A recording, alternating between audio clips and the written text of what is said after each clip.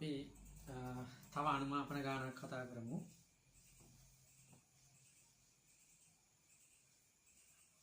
අනුමාපන ගාන කීපයක්ම තියෙනවා. ටිකක් සංකීර්ණ වගේ පේනවා.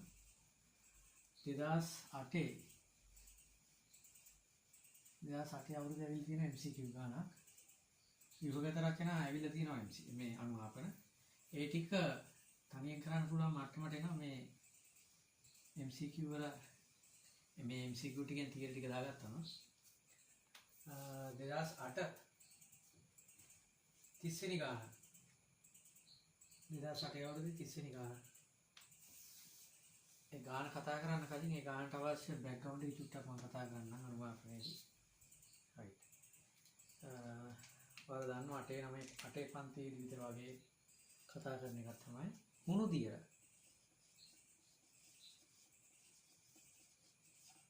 හුණු දිරවට CO2 වායුව උගුලණය කරනවා. මොකද වෙන්නේ? නිරීක්ෂණය කිරි පාට වෙනවා. තවදුරටත් අඛණ්ඩව බුබුලණය කරොත් CO2 වායුව කිරි පාට හුණු දියර අවර්ණ වෙනවා. right. එතකොට මොකද්ද මේ කතන්දරේ මෙතන තියෙන? හුණු දියර කියලා කියන්නේ මොනවද? අහපු ගමන් කියන්නේ කැල්සියම් කාබනේට් කියලා. Calcium carbonate. කැල්සියම් කාබනේට් නෙවෙයි හුණු දියර කියන්නේ. හුණු දියර කියලා කියන්නේ කැල්සියම් හයිඩ්‍රොක්සයිඩ්. ඒ කියන්නේ කැල්සියම් ඔක්සයිඩ් පිලිසු හුණු වලට ජලය එකතු කරාම කැල්සියම් හයිඩ්‍රොක්සයිඩ් හැදෙන්නේ. Calcium hydroxide. මේ කැල්සියම් හයිඩ්‍රොක්සයිඩ් කැල්සියම් හයිඩ්‍රොක්සයිඩ් කියන්නේ අලු හුණු ටිකක් කැල්සියම් ඔක්සයිඩ් ටිකක් ජලයේ දිය කරලා කිරිපාට ද්‍රාවණයක් හදාගෙන ද්‍රාවණය පෙරලා ගන්නවා පෙරණය. ඒතකොට මේ හුණු දියර අවර්ණයි. යම් වතුර වගේ ද්‍රාවණයක්. අවර්ණයි. නමුත් මේක ඇතුලේ ඉන්නවා කැල්සියම් හයිඩ්‍රොක්සයිඩ්. කැල්සියම් හයිඩ්‍රොක්සයිඩ් ජලයේ දිය වෙලා තියෙන නිසා තමයි අවර්ණ වෙලා තියෙන්නේ. මේකට CO2 වායුව බුබුලණය කරාට පස්සේ CO2 වායුව කැල්සියම් හයිඩ්‍රොක්සයිඩ් එක්ක ප්‍රතික්‍රියා කරලා අම්ල බස්ම ප්‍රතික්‍රියාවක් සිද්ධ වෙලා කැල්සියම් කාබනේට් අංශු හැදෙනවා. මේ කැල්සියම් කාබනේට් හැදෙන කැල්සියම් කාබනේට් අංශු ටික අවලම්බණය වුණාට පස්සේ තමයි මේ ද්‍රාවණය ඇතුලේ CaCO3 solid particles ටික අවලම්බණය වෙනවා. එහෙනම් දියවීමක් නෙවෙයි වෙන්නේ අවලම්බනයක්. වතුර එක ඇතුලේ කැල්සියම් කාබනේට් ටික අවලම්බණය වුණාට පස්සේ කිරිපාට ද්‍රාවණයක් අපිට පේනවා. කිරිපාටයි.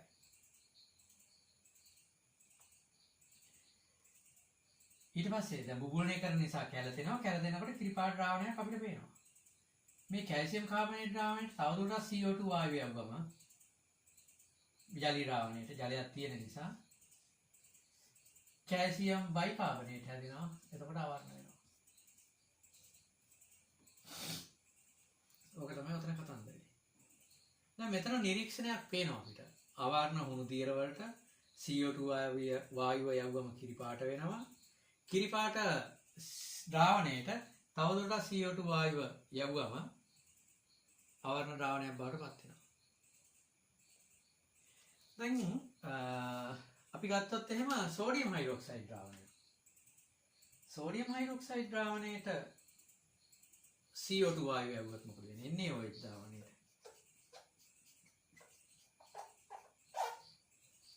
NaOH ද්‍රාවණයට CO2 වායුව යවුවොත් සෝඩියම් කාබනේට් හැදෙනවා. ඒක ලේසි වැඩක් නෙමෙයි. ටිකක් අමාරුයි කාර්යය. ඒ CO2 වායුව සෝඩියම් හයිඩ්‍රොක්සයිඩ් අවර්ණ ද්‍රාවණයක් තියෙන්නේ. ඒකට CO2 වායුව යවුවොත් සෝඩියම් කාබනේට් හැදෙනවා. හැබැයි කිරිපාට වෙන්නේ නැහැ. තාම අවර්ණයි. තවදුරටත් CO2 වායුව යවුවොත්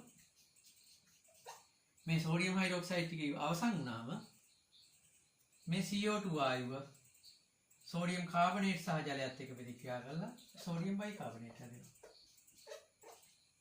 තවමත් අවර්ණයි. උඩ සමීකරණයේ උඩ ප්‍රතික්‍රියාවේදී උඩ පරීක්ෂණයේදී නිරීක්ෂණයක් තියෙනවා. ඒ නිරීක්ෂණයට අදාළව අපිට හිතා ගන්න පුළුවන් රසායනික ප්‍රතික්‍රියාව මොකක්ද කියන එක. අවර්ණ ද්‍රාවණයක් හුණු දියර CO2 වායුව යවනකොට කිරිපාට වෙනවා. කිරිපාට වෙනවා කියන එකෙන් කියවෙනවා අපිට කැල්සියම් කාබනේට් හැදෙන්න පටන් ගත්තා. හැබැයි ඒකෙන් කියවෙන්නේ නැහැ කැල්සියම් හයිඩ්‍රොක්සයිඩ් අවසන් කියලා. හැබැයි මෙතනින් කියවෙනවා කිරිපාට ද්‍රාවණයක් කියන එකෙන් කියවෙනවා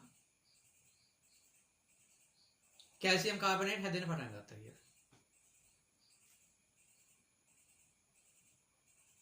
කිරිපාට ද්‍රාවණයට තවදුරටත් CO2 වායුව යවනකොට මේ කැල්සියම් හයිඩ්‍රොක්සයිඩ් අවසන් වෙලා කැල්සියම් කාබනේට් එක්ක CO2 ජලයත් එක්ක රියැක්ට් කරලා කැල්සියම් බයිකාබනේට් හැදෙන්න පටන් ගන්නකොටත් කිරිපාටයි.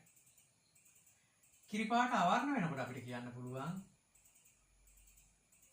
අවසානයේදී කිරිපාට අවර්ණ වුණාට පස්සේ අපිට කියන්න පුළුවන් කැල්සියම් කාබනේට් අවසන් වෙලා කියලා. දැන් ඉන්නේ කැල්සියම් බයිකාබනේට් විතරයි කියලා. නමුත් මෙතනදී එහෙම කියන්න බෑ අපිට. සෝඩියම් හයිඩ්‍රොක්සයිඩ් කාබන් ඩයොක්සයිඩ් එක්ක සෝඩියම් කාබනේට් සෝඩියම් හයිඩ්‍රොක්සයිඩ් උත්වර්ණයි සෝඩියම් කාබනේට් උත්වර්ණයි තවදුරටත් CO2 වායුව යවනකොට ජලයත් එක්ක ප්‍රතික්‍රියා කරලා සෝඩියම් බයිකාබනේට් හැදුනත් අවර්ණයි. එහෙමනම් අපිට මේක කොහොමද අපි මේක මේ පියවරයන් සිදු වුණා කියලා දැනගන්නේ? ඔන්න ඒක තමයි අපිට වැදගත් වෙන්නේ. අපි මේකට දර්ශකයක් යූස් කරමු. අපි දැන් දර්ශක පාඩම දන්නවනේ. දර්ශක පාඩම කියලා කියන්නේ ඉන්ඩිකේටර්ස්. දර්ශක වැඩ කරන ආකාරය අපි දන්නවනේ pH පරාසයන් එක. සෝඩියම් හයිඩ්‍රොක්සයිඩ් ප්‍රබල බස්මයක්. පිනොප්තලින් දැම්මනම් පාට රතු රෝස. CO2 වායුව යවනවා. සෝඩියම් කාබනේට් බවට පත් වෙනවා. සෝඩියම් කාබනේට් බවට පත් වෙනකොට ප්‍රබල බාස්මික ලවණයක් හැදෙනවා කියලා තමයි අපි කියන්නේ. ප්‍රබල බාස්මික ලවණයක් මේ මාධ්‍ය මේ අවස්ථාවේදී මේ pH පරාසයේදී පිනොප්තලින් රතු රෝස. එතකොට රතු රෝස පාට තවම තියෙනවා. රතු රෝස පාට තවම තියෙනකොට අපිට කියන්න බෑ සෝඩියම් හයිඩ්‍රොක්සයිඩ් සෝඩියම් කාබනේට් හැදෙන්න පටන් ගත්තද කියලා අපිට කියන්න බෑ. සාමාන්‍ය CO2 යවනකොට හැදෙනවා. ඒක නිසා අපි දන්නවා හැදෙනවා කියලා දැන්. මේ දෙකම ඉන්නකොටත් රතු රෝස පාටයි. සෝඩියම් හයිඩ්‍රොක්සයිඩ් අවසන් වුණත් රතු රෝස පාටයි. ඊට පස්සේ තවදුරටත් CO2 වායුව යවනකොට සෝඩියම් කාබනේට් ටික සම්පූර්ණයෙන්ම සෝඩියම් බයිකාබනේට් බවට පත් වෙනකන් මෙයාගේ අණු අර අපි කලින් කිව්වාගේ 10ක් හිටිය කියලා හිතන්නකො. අණු මේ 10ම 10 9ක් සෝඩියම් බයිකාබනේට් බවට පත් වුණත් එකක් තියෙන හින්දා තාම රතු රෝස පාටයි. 10ම අවසන් වුණාට පස්සේ රතු රෝස පාට අවර්ණ වෙනවා. මේක මෙතිල් ඔරේන්ජ් වලට අදාළ දර්ශකයක් නම් මෙතිල් ඔරේන්ජ් ප්‍රබල බාසික මාධ්‍යයේදී කහ පාටයි. මේ අවස්ථාවේදී කහ පාටයි. දුබල බාස්මික අවස්ථාවේදී කහ පාටයි. එහෙනම් එයාගේ කලර් චේන්ජ් එකක් නැහැ. පිනොප්තලින් වලදී කලර් චේන්ජ් එක තිබ්බට මේ අවස්ථාවේදී මෙතිල් ඔරේන්ජ් එක මෙතිල් රෙඩ් එක කලර් චේන්ජ් එකක් නැහැ. අවර්ණ වෙනකොට අපිට කියන්න පුළුවන් පිනොප්තලින් දැන් සෝඩියම් කාබනේට් සම්පූර්ණයෙන්ම අවසන් වෙලා කියලා. හරි. ගැටලු තියෙනවද? ඔයාට ගැටලු තියෙනවා නම් අහන්න. රයිට්. එහෙමනම් අපි යමු 2008 ගානට. රයිට්. 2008 30 ගානේ තියෙන්නේ සෝඩියම් හයිඩ්‍රොක්සයිඩ් ද්‍රාවණයකින්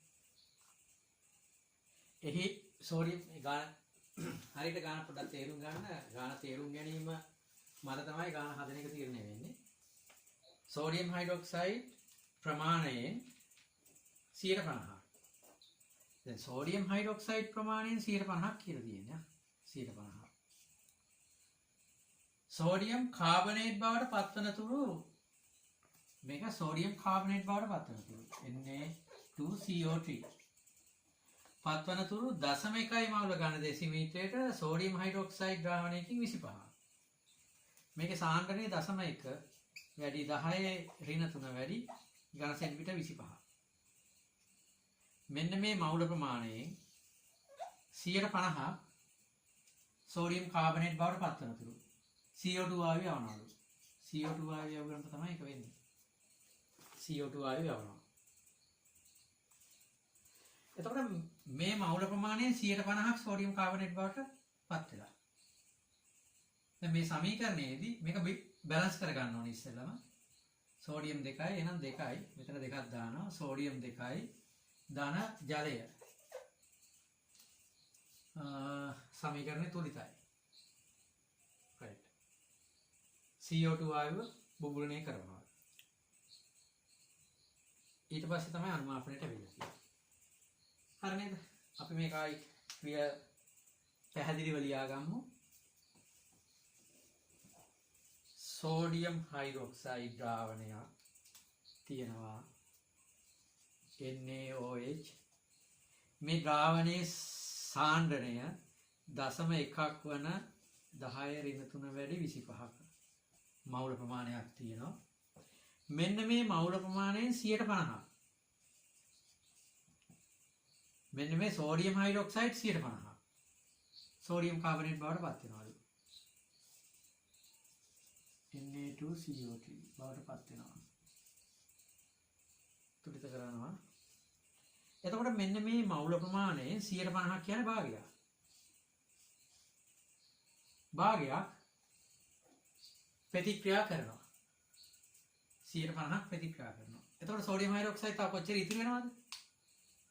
භාගයක් ඉතිරි වෙනවා. මේ ඉතිරි වෙන සෝඩියම් හයිඩ්‍රොක්සයිඩ් ප්‍රමාණය ඉතිරි ගත්තොත් 0.1 වැඩි 10 ඍණ 3 වැඩි 25 භාගය. මෙච්චර ප්‍රමාණයක් ප්‍රතික්‍රියා කරනවා. මෙයාගේ දෙකකට සෝඩියම් කාබනේට් එකක් හැදෙනවලු.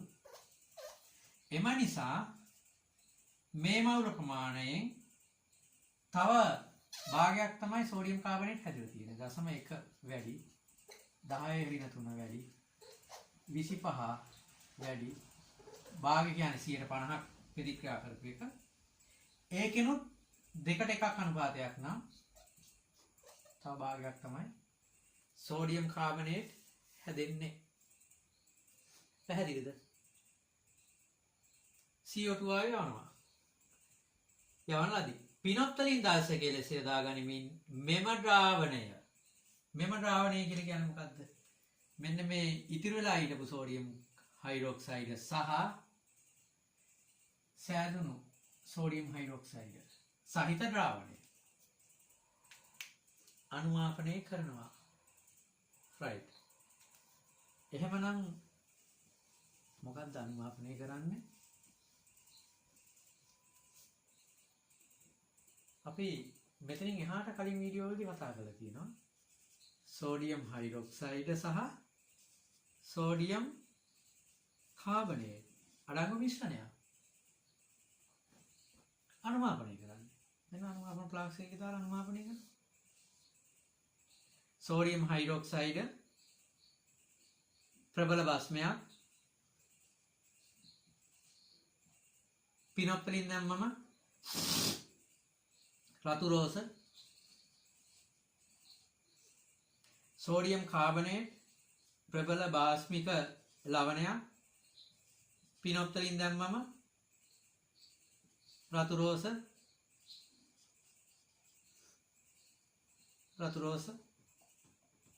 right. සෝඩියම් හයිඩ්‍රොක්සයිඩ් ද්‍රාවණයේ සාන්ද්‍රණය කොච්චරයිද? සෝඩියම් හයිඩ්‍රොක්සයිඩ් ද්‍රාවණයේ මවුල ප්‍රමාණය මේ 25 තුල ඉන්න ඝන සෙන්ටිමීටර 25ක් නේ අරන් තියෙන්නේ. 25ක් අරන් තියෙන ඝන සෙන්ටිමීටර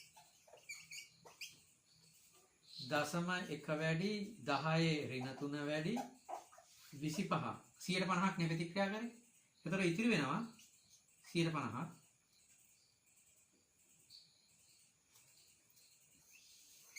අනුමාපනය කරන අනුමාන ප්ලාස්ක් එක කියලා හිතන්න. සෝඩියම් කාබනේට් හැදෙනවා 0.1 වැඩි 10⁻³ වැඩි 25 වැඩි සෝඩියම් හයිඩ්‍රොක්සයිඩ් වලින් භාගයක් ප්‍රතික්‍රියා කරා ඒ මවුල ප්‍රමාණයෙන් 50 ප්‍රතික්‍රියා කරා ඒ මවුල ප්‍රමාණයෙන් දෙකෙන් එකක් තමයි හැදෙන්නේ. දෙකට එක අනුපාතයනේ. එම නිසායි දෙකෙන් එකයි කියන 4න් එක. මෙන්න මේ මවුල ප්‍රමාණය ලබා ගන්න පිනොප්තලින් දර්ශකේ දාලා අනුමාපනය කරනවා සාන්ද්‍රණය 0.1 වන HCl ද්‍රාවණයක් සමග. HCl බලමු කොහොමද එන්නේ කියලා. සෝඩියම් හයිඩ්‍රොක්සයිඩ් HCl එක සම්පූර්ණයෙන් ප්‍රතික්‍රියා කරනවා. සෝඩියම් HCl බිඳුව දානකොට මෙයා ප්‍රබල බාස්මයක් මෙයා ප්‍රබල බාස්මික. එතකොට මේ ද්‍රාවණයේ සමස්ත ද්‍රාවණයේ බාස්මිකතාවයේ තීරණය වෙන්නේ මේ දෙන්නගෙන්ම. එම නිසා දාන HCl බිඳුව සෝඩියම් හයිඩ්‍රොක්සයිඩ් එකත් ප්‍රතික්‍රියා කරන්න පුළුවන්. සෝඩියම් හයිඩ්‍රොක්සයිඩ් එක ප්‍රතික්‍රියා කරන ගමන් සෝඩියම් කාබනේට් එක ප්‍රතික්‍රියා කරන්න පුළුවන්. ගැටලුවක් නැහැ. ඉස්සෙල්ලම සෝඩියම් හයිඩ්‍රොක්සයිඩ් එක ප්‍රතික්‍රියා කළා ඊට පස්සේ සෝඩියම් කාබනේට් එක ප්‍රතික්‍රියා කරන්න ඕන කියලා එහෙම එකක් නැහැ. හරිද? සෝඩියම් හයිඩ්‍රොක්සයිඩ් එක ප්‍රතික්‍රියා කළා සෝඩියම් ක්ලෝරයිඩ් ධන ජලය හැදෙනවා. එතකොට සෝඩියම් හයිඩ්‍රොක්සයිඩ් එක සම්පූර්ණයෙන් අවසන් වුණොත් අවර්ණයි. නමුත් මෙයා ඉන්න නිසා තවමත් රතු රෝස පාටයි. අපි තවදුරටත් HCl දානවා. HCl ප්‍රතික්‍රියා කරලා සෝඩියම් කාබනේට් එක සෝඩියම් බයිකාබනේට් දාන සෝඩියම් ක්ලෝරයිඩ් හැදෙනවා. සෝඩියම් බයිකාබනේට් දුබල බාස්මිකයි. දුබල බාස්මික ලවණයක්. සෝඩියම් ක්ලෝරයිඩ් උදාසීනයි. එහෙනම් මේ අවස්ථාවේදී රතු රෝස පාට අවර්ණ වෙනවා. එහෙමනම් සෝඩියම් කාබනේට් පළවෙනි ප්‍රතික්‍රියාවේදීම HCl දැමීම නතර කරන ප්‍රතික්‍රියාව නතර වෙන නිසා කලර් චේන්ජ් එකක් වෙන නිසා සෝඩියම් හයිඩ්‍රොක්සයිඩ් HCl එකට එක අනුපාතයෙන් ප්‍රතික්‍රියා වෙනවා. සෝඩියම් කාබනේට් HCl එකට එක අනුපාතයෙන් ප්‍රතික්‍රියා වෙනවා. එහෙනම් මෙන්න මේ හිටපු මවුල ප්‍රමාණයට වැවෙච්ච HCl මවුල ප්‍රමාණය සමානයි. සෝඩියම් කාබනේට් මෙන්න මේ මවුල ප්‍රමාණයට වැවෙන HCl මවුල ප්‍රමාණය සමානයි. පැහැදිලිද? අපෙන් අහන්නේ මෙන්න මේ HCl ද්‍රාවණයේ වැවෙන පරිමාව කොච්චරද කියලා. මේ HCl ද්‍රාවණයේ සාන්ද්‍රණය 0.1 වැඩි 10⁻³ වැඩි v. එහෙමනම් අපේ කැල්කියුලේෂන් එක 0.1 වැඩි 10⁻³ වැඩි 25 වැඩි භාගය ධන 25 වැඩි 4න් 1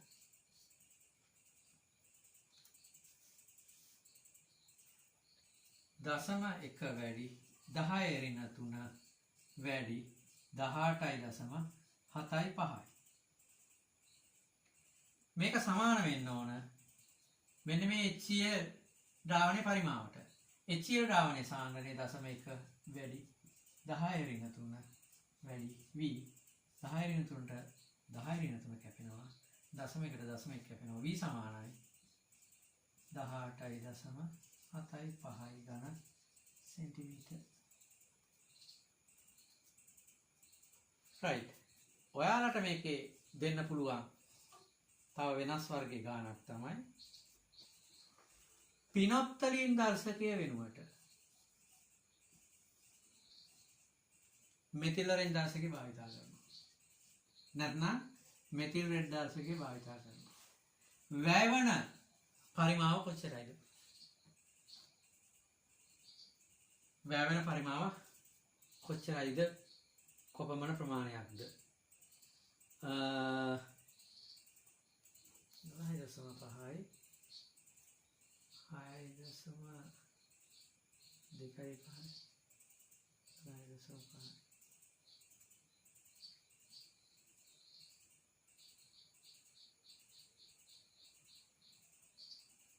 25ක් උත්තරේ එන්න ඕන.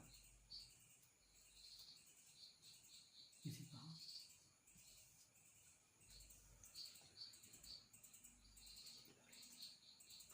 මෙතිල් ඔරෙන්ජ් එක හෝ මෙතිල් රෙඩ් එක. ඝන සෙන්ටිමීටර 25ක් උත්තරේ එන්න ඕන. ඔයාලා හදලා බලන්න.